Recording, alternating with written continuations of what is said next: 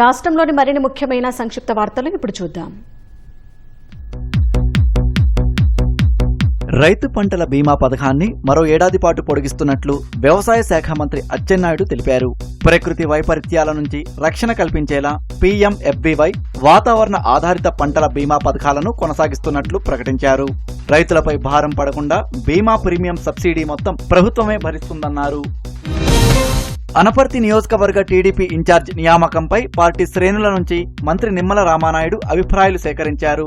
తూర్పుగోదావరి జిల్లా బిక్కవోలు మండలం బలభద్రపురంలో టీడీపీ సమన్వయ కమిటీ సమావేశంలో పాల్గొన్న నిమ్మల 4 మండలాల ప్రతినిధులు, బూత్ ఇన్ఛార్జీలు నల్లమిల్లి మనోజ్ రెడ్డికి బాధ్యతలు అప్పగించాలన్నారు. కేంద్ర సంగీత నాటక అకాడమీ అవార్డుకు ఎంపికైన ఏపీ నాటక అకాడమీ చైర్మన్ ప్రముఖ రంగస్థల నటుడు గుమ్మడి గోపాలకృష్ణను సీఎం చంద్రబాబు అభినందించారు.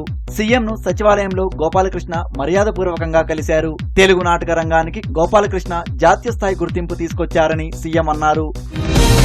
ప్రభుత్వం నుంచి తమకు రావాల్సిన బకాయిలను వెంటనే విడుదల చేయాలని ఎస్సీ ఎస్టీ పారిశ్రామికవేత్తలు కోరారు. మంగళగిరి జనసేన క్యాంపు కార్యాలయంలో పవన్ ను కలిసి వినతి పత్రం అందజేశారు. పరిశీలించిన పవన్ వీలైనంత త్వరగా పరిష్కరిస్తామని హామీ ఇచ్చారు. డ్వాక్రా మహిళల ఉత్పత్తులకు కూటమి ప్రభుత్వం కల్పించిన స్వయం ఏపీ బ్రాండ్ ఆగస్టు 1 నుంచి మార్కెట్లోకి తీసుకురానున్నట్లు మంత్రి కొండపల్లి శ్రీనివాస్ వెల్లడించారు. 26 జిల్లాల్లో 65 ఉత్పత్తులను గుర్తించామన్నారు. ఉత్పత్తుల నిల్వ, ఆర్డర్లు సరఫరా చేసేందుకు విజయవాడలో 2 ఫుల్ఫిల్మెంట్ సెంటర్లు ప్రారంభించనున్నట్లు తెలిపారు. తిరుమలలో రిలయన్స్ ప్రతినిధులతో టీటీడీ అదనపు ఈవో వెంకయ్య చౌదరి భేటీ అయ్యారు. రిలయన్స్ ఇస్తున్న 25 బస్సులకు ఛార్జింగ్ స్టేషన్లు, డ్రైవర్లు, విద్యుత్ సరఫరా, ఇతర అంశాలపై సమావేశంలో చర్చించారు. ఒకేసారి 20 బస్సులు ఛార్జింగ్ అయ్యేలా 10 పాయింట్లు ఉంచాలని ఈవో తెలిపారు. దేశంలో అత్యంత రద్దీ మార్గాల్లో ఒకటైన విజయవాడ రైల్వే డివిజన్ సమయపాలనలో రికార్డు సాధించింది.